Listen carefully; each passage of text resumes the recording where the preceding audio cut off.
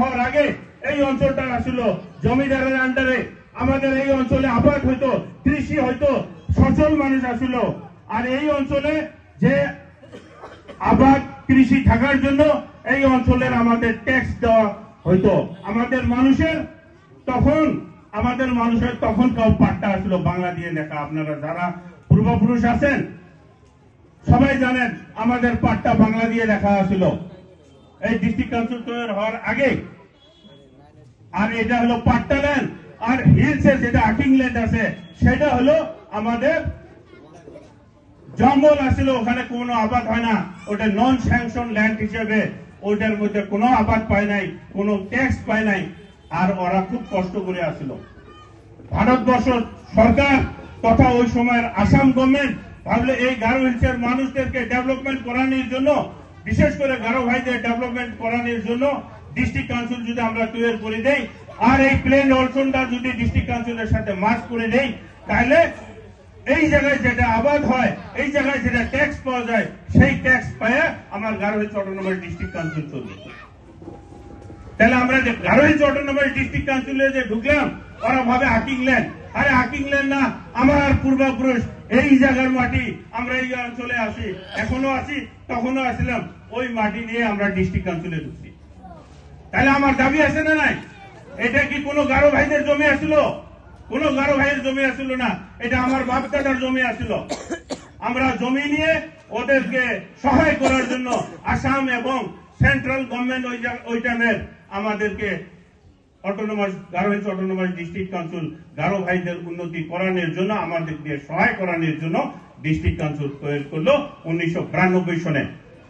প্রথমে Garo hills autonomous district council চলানোর জন্য নন ট্রাইবাল মানুষ 2 জন নমিনেটিভ করা হয়। কিসের জন্য নমিনেটিভ করা হয়? কারণ নমিনেটিভ মেম্বার হয় শিক্ষিত মানুষ, ওরা চলাবে। ডিস্ট্রিক্ট কাউন্সিলে একটা হঠাৎ বানিয়ে দিলাম, ডিস্ট্রিক্ট কাউন্সিলের মধ্যে যদি শিক্ষিত মানুষ না থাকে ডিস্ট্রিক্ট কাউন্সিল প্ল্যান করবেন পাবে না, যার জন্য নন ট্রাইবাল মানুষকেই নমিনেট করা হয়। আর আজকে ভুল ধারণার মধ্যে আমাদের গারো ভাইরা, কিছু এনজিওরা, সবাই না, কিছু এনজিও বলতেছে ডিস্ট্রিক্ট কাউন্সিলের মধ্যে আমাদের কোনো অধিকার নেই।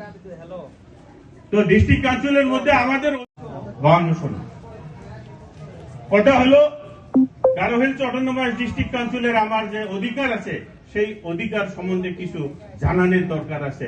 সেটা জানানোর জন্য দক্ষতা পূর্ণ মানুষের দরকার। আজকে গারো হিলসের মাত্র 1-2টা সিট আমাদের নন ট্রাইবাল মানুষ কন্টেস্ট করতে করিয়া জেতার চান্স। সেই তার ভিতরে আমাদের শ্যামনগর কনস্টিটিউয়েন্সি সবচেয়ে মূল্যবান কনস্টিটিউয়েন্সি। এই কনস্টিটিউয়েন্সির মধ্যে যে ডিস্ট্রিক্ট কাউন্সিলে এমডিসি হবে, সেই এমডিসি কিন্তু আমাদের রিপ্রেজেন্ট করবে। আমাদের নন ট্রাইবাল কমিউনিটিকে রিপ্রেজেন্ট করানোর জন্য এই শ্যামনগর কনস্টিটিউয়েন্সি। যার জন্য আমি অনুরোধ রাখছি, ভাই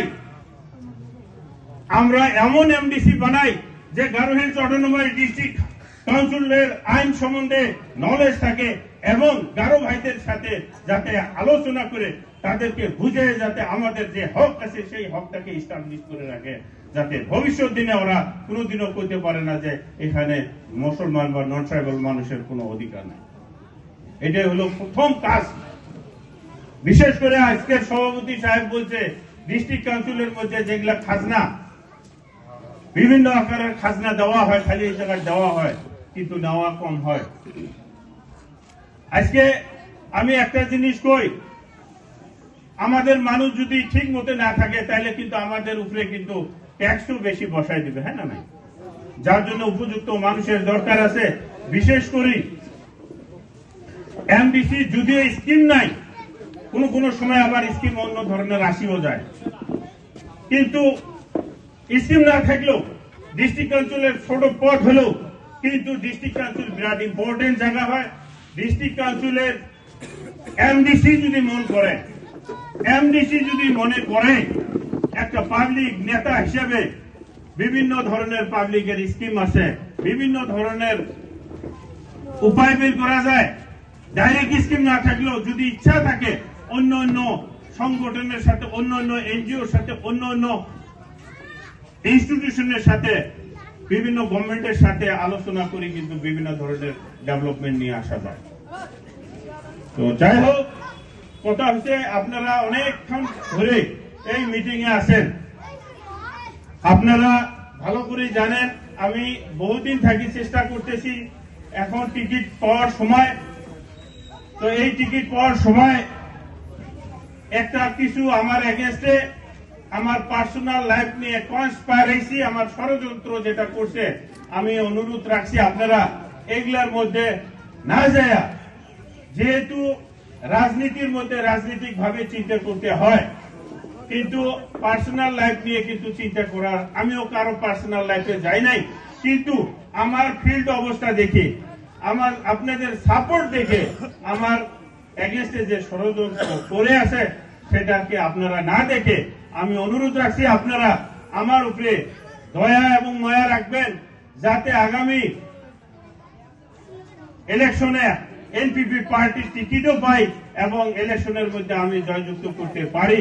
আপনারা দোয়া রাখবেন, আপনারা আলোচনা করবেন, বিভিন্ন জায়গায় আপনারা যাবেন, বিভিন্ন কাজের থ্রো দিয়ে আপনারা যাতে আমার মেসেজটা পৌঁছাইতে পারেন, তাই আমি আমার অন্তরের অন্তরস্থল থেকে আপনাদেরকে করজোর অনুরোধ রাখি আপনারা আলোচনা করেন। আমার ইচ্ছা আছে এই জায়গা আপনারা ভালো করে জানেন তিনটা এমডিসির এরিয়ার মধ্যে তিনটা এমএলএর এরিয়া, রাজাবালা, ফুলবাড়ি আর টিকলা।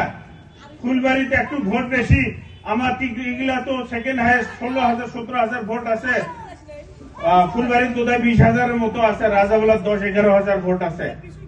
এই ভোটের মাধ্যমে দেখা যায় এর আগে যে আমরা এমডিসি বানাইছি বিশেষ করে ওই চিপিনাঙ্গি অঞ্চলের মধ্যে হচ্ছে, কিন্তু এই সাইড ওই সাইড বা মাঝের মধ্যে কোনো কাজ করে নাই, না করানোর জন্য একবার দাঁড়া আর পরে এবার আসবে পায় না।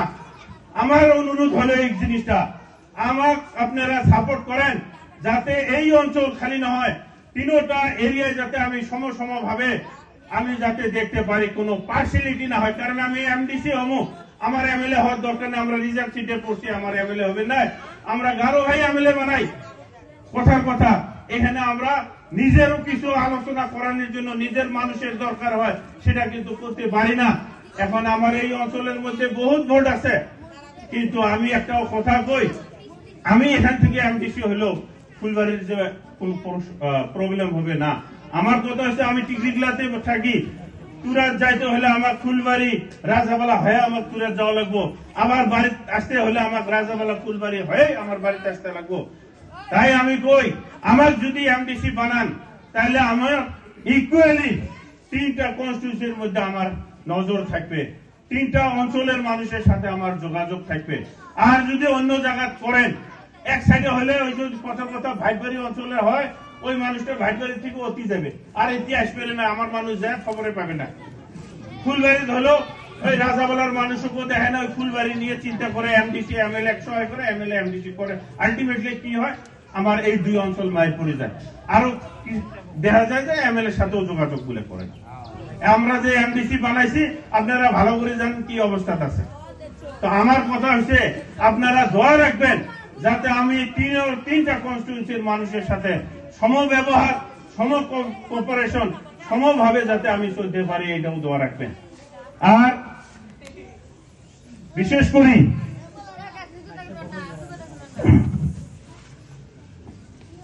আপনাদেরকে অনুরোধ রাখি আপনারা আমার জন্য দোয়া রাখবেন, আর যে বিভিন্ন ধরনের ষড়যন্ত্র করছে সেই জিনিসগুলা ভিতরে আপনারা কোনো নজর না দিয়ে আমার জন্য আলোচনা করবেন। এতটুকু আমি আমার বক্তব্য শেষ করছি, ভুলভ্রান্তি হলে মাফ করবেন। ধন্যবাদ।